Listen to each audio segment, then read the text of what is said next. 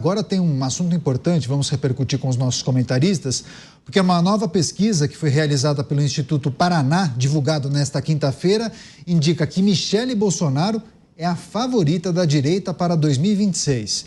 Esse levantamento aponta que 35,5% dos moradores do Distrito Federal estão inclinados a votar na ex-primeira-dama para uma das duas vagas disponíveis para o Senado.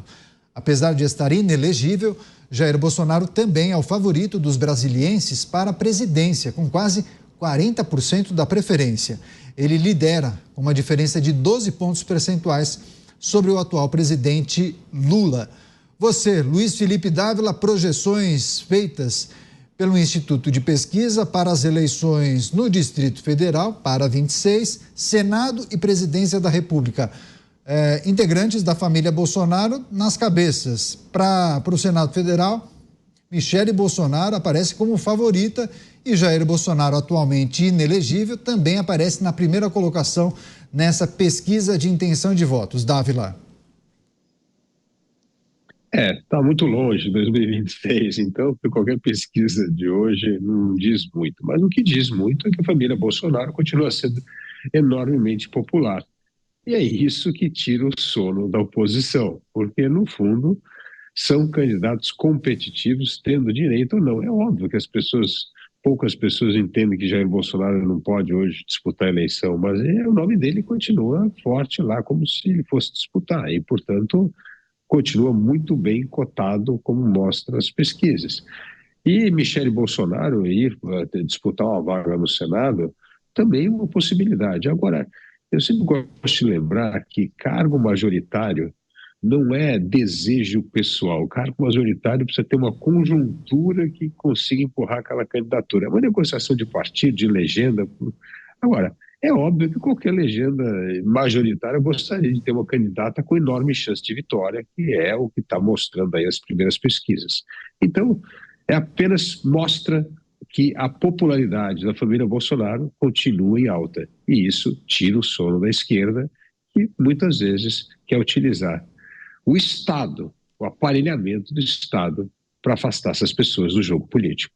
Pois é, a força da família Bolsonaro, né, Mota? A gente já tinha trazido, inclusive, as reflexões sobre o nome de Michele Bolsonaro, outrora ventilada como possível candidata à presidência da República, depois o nome perdeu força, o próprio ex-presidente manifestou que não seria o momento, mas todos apostam que ela sairá candidata para um cargo para o Legislativo Federal, ou deputada ou senadora.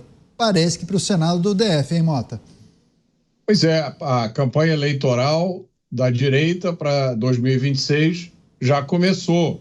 E o maior cabo eleitoral é o governo do PT. Porque imagina se a população quisesse esquecer do presidente Bolsonaro, ela não consegue, porque ele está todo dia nas notícias. Todo dia o eleitor brasileiro tem a sua inteligência insultada. Não é só o inquérito da baleia. É também todo dia a gente vê os bacanas nos jatinhos, nos hotéis de luxo, nos palácios, recomendando que a gente coma pé de galinha e pescoço de frango. Então, quando eu escuto essas coisas, né, quando eu escuto alguém vir dizer que vamos manter a saidinha porque a gente respeita a família, a impressão que eu tenho é que em 2026 não vai se eleger nenhum parlamentar, nenhum político de esquerda. É a impressão que eu tenho. Michele Bolsonaro, com certeza, vai se eleger para qualquer cargo que ela escolher. E o Senado é uma excelente escolha, porque missões muito importantes esperam os futuros senadores. Pois é, delegado Palumbo, antes de passar para o senhor, o Dávila deu uma risada há pouco. Dávila, certamente você vai querer compartilhar com a gente o seu pensamento. Quando o Mota trouxe esse comentário inteligente, né? O PT acaba sendo o maior cabo eleitoral da direita e também o ex-presidente Jair Bolsonaro, talvez o ex-presidente mais noticiado e comentado que a gente já ouviu falar, né? Queria que você também trouxesse suas impressões. Eu concordo com o Mota. Eu acho que o Senado em 2026 pode ser o Senado mais poderoso da direita desde a redemocratização no Brasil, porque você tem uma safra de ex-governadores que vão disputar a vaga no Senado e figuras como Michele Bolsonaro. Ou seja, você vai ter o Senado. Você imagina um Senado totalmente garantindo as pautas de direita na Câmara Alta. Isso vai ser uma maravilha, né? E eu tenho certeza que nós vamos conseguir eleger o presidente. Essa é uma excelente combinação. Por isso que eu acho que focar no Senado é uma ótima opção. E vem aí uma safra de grandes senadores, que são os ex-governadores, e reforçando o time, outras pessoas que são boas de voto, que vão estar nas urnas em 2026. Delegado Palumbo, essa pesquisa reforçando a força dos integrantes da família Bolsonaro, claro, trazendo uma projeção que, se fosse hoje, seria impossível, porque Jair Bolsonaro está inelegível, só que Michele Bolsonaro muito bem cotada, de acordo com esse levantamento, para o Senado, para o Distrito Federal. Delegado Palumbo. A Michele é muito querida pela direita, isso é inegável. E o Bolsonaro é um fenômeno. Aonde ele vai, ele arrasta multidões. Se ele for para qualquer lugar e ficar parado numa esquina, daqui a pouco tem milhares de pessoas lá para tirar uma selfie, para conversar com ele. Ele é muito querido. E o que a esquerda não percebeu ainda é que quanto mais bate nele, é igual massa de pão, mais ele cresce, mais ele fica em evidência. Conseguiram torná-lo inelegível. Para mim também foi um erro do judiciário, mas não vão conseguir apagar o brilho dele, ele tem brilho próprio.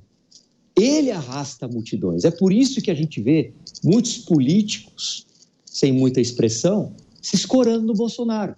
Ficam atrás dele para aparecer na foto, para ir numa agenda, porque sabe da força do Bolsonaro. É inegável a força dele. E concordo com o Mota. Qualquer cargo que a Michele se candidatar, deputado, senador, ela vai ganhar com o pé nas costas.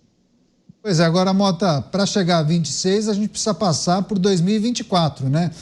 Ainda que alguns entendam que não, mas 2024 são as eleições municipais e são outras pautas que serão debatidas durante a propaganda partidária, nos debates que a gente certamente irá acompanhar.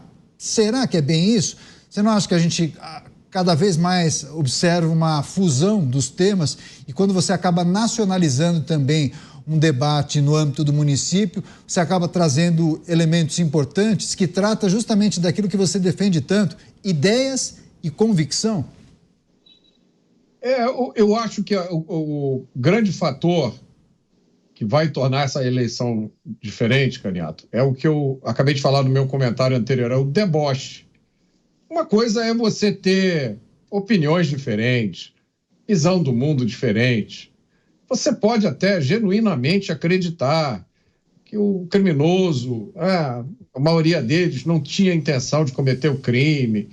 Agora, o deboche, você vinha debochar do cidadão, você vinha fazer pouco caso de quem se mata de trabalhar para pagar o seu salário, para pagar suas mordomias, o seu jatinho, a sua lagosta, o seu filé mignon, a sua picanha. Isso é imperdoável. Eu nunca vi um nível de deboche como esse no Brasil. Assim, é uma combinação de perversidade com certeza de impunidade. Certeza absoluta de que nada vai acontecer. Então, algumas pessoas podem fazer e dizer qualquer coisa e, se a gente reclamar, eles dobram a aposta. Eu não consigo pensar num cenário em que isso não tenha uma grande influência na decisão do voto, agora nas próximas eleições. Não?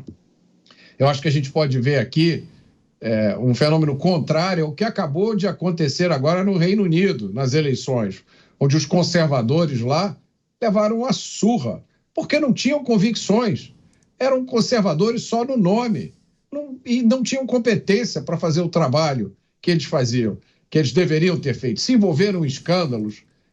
Olho para as eleições aqui do Brasil e, a menos de algum acontecimento extraordinário, extraterrestre, algum fenômeno assim inexplicável, é isso que eu vejo. Eu vejo um desempenho vexaminoso do pessoal de esquerda, dessa turma que é a favor da liberação das até 40 gramas de maconha, que diz que libera, assim, que tem que manter a saidinha porque é para proteger a família, e que manda a gente comer pé de frango e pescoço de galinha, ainda por cima. Eu vou sugerir que no dia da eleição todo cidadão brasileiro de direita faça uma refeição antes de votar, de pé de galinha e pescoço de frango, tire uma foto e publique na rede social. Pois é, boa sugestão, Mota. Você, Dávila, questões nacionais passarão também pelos debates para as eleições municipais?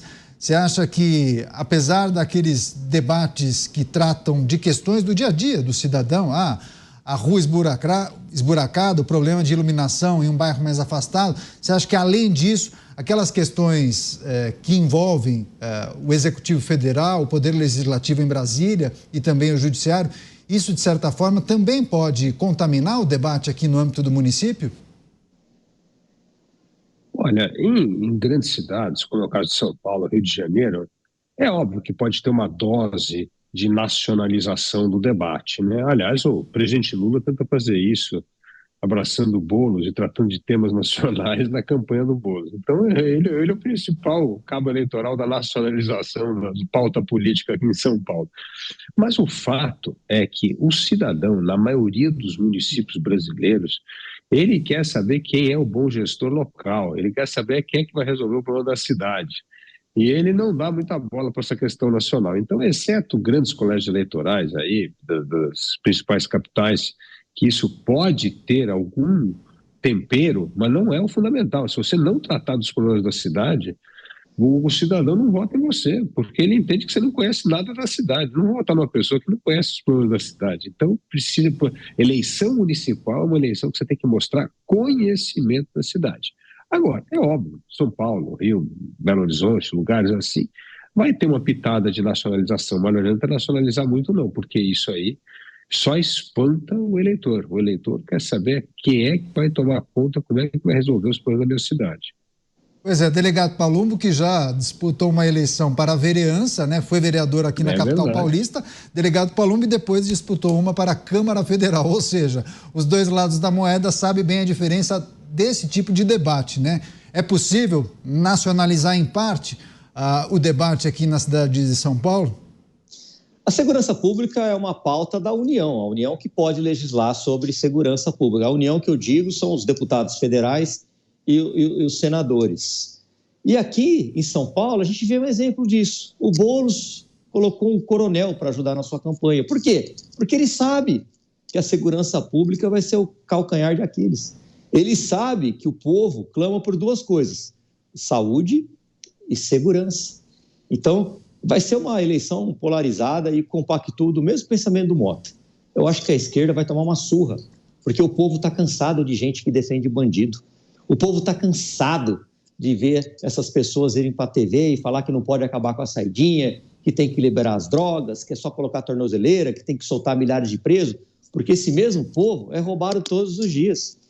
Esse mesmo cidadão, ele é achincalhado todos os dias pelo crime, que vai lá muitas das vezes para cometer um roubo, dá tapa na cara e chama a vítima de vagabundo. É isso que acontece. Ontem mesmo, aqui no programa Pingos, você noticiou, Caniato, 30 bandidos entrando no supermercado. Sim. Roubando, fazendo arruaça. Ou seja, a esquerda tem que perceber que não dá para ficar defendendo o bandido, não. E infelizmente eles não vão perceber isso porque está no sangue deles defender bandido.